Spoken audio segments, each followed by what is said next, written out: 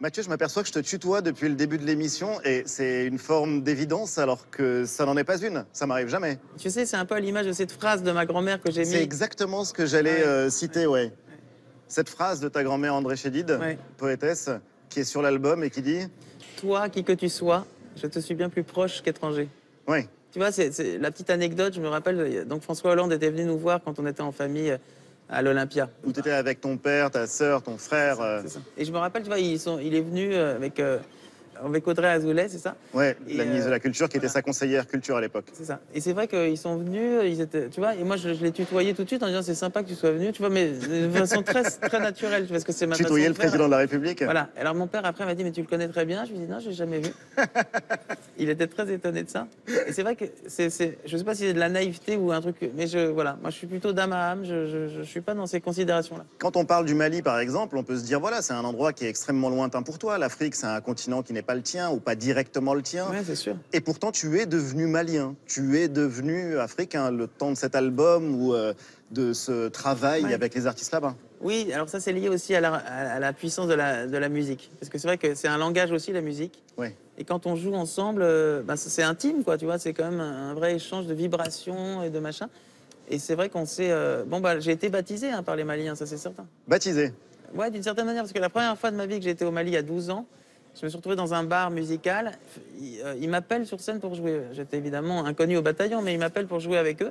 Et là, j'avais jamais joué de musique malienne et je me mets à jouer du Jimi Hendrix avec la musique malienne. Enfin, on met une fusion improbable, un peu retour vers le futur. Et ça marchait. Bah, ça a marché, mais surtout au bout de même pas 10 minutes, les Maliens qui étaient là se sont mis à genoux, m'ont fait boire de l'alcool et me jetaient des billets sur moi. Et c'est ce qu'ils font aux musiciens quand ils sont vraiment contents, tu vois.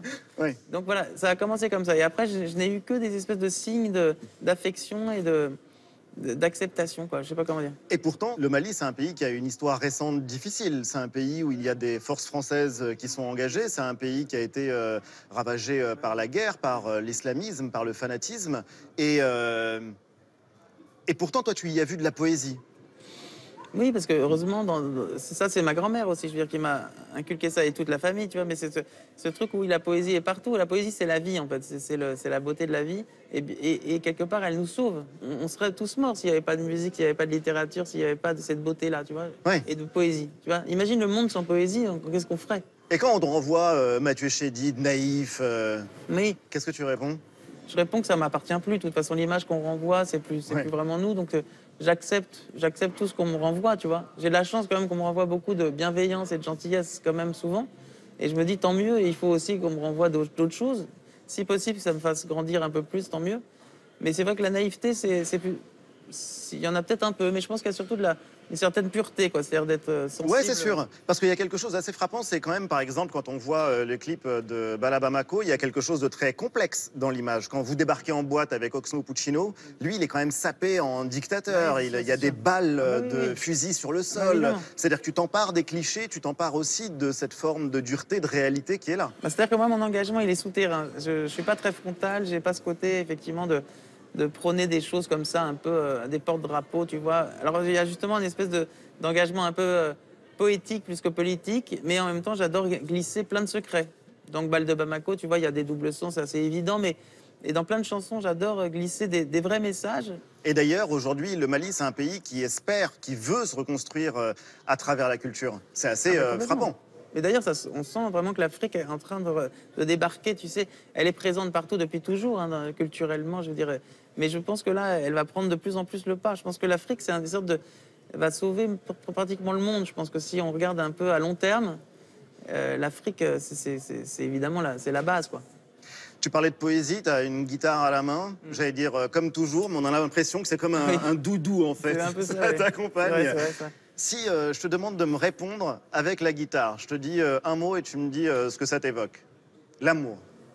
Bah écoute, là, je vais penser à Mado et Mariam.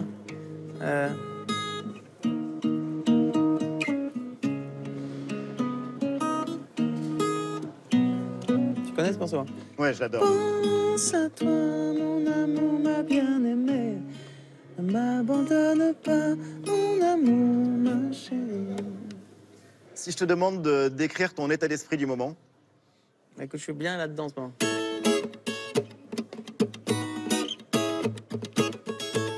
Bal de Bamako, Bamako, balle de Bamako, je t'étends la peau. Il y a un petit jeu auquel je soumets mes invités, tu me dis si ça t'inspire ou pas, mais je te donne, j'ouvre mon dictionnaire des citations. Tu citais Nietzsche tout à l'heure quand on se promenait dans les puces. La vie sans musique est tout simplement une erreur, une fatigue, un exil. J'ai du mal à imaginer la vie sans musique et je suis toujours attristée par les gens qui me disent non, la musique, c'est pas mon truc. Mais en même temps, je l'accepte, peu importe, mais c'est vrai que c'est. Pour moi, ça coule de source. Shakespeare, la musique est l'aliment de l'amour.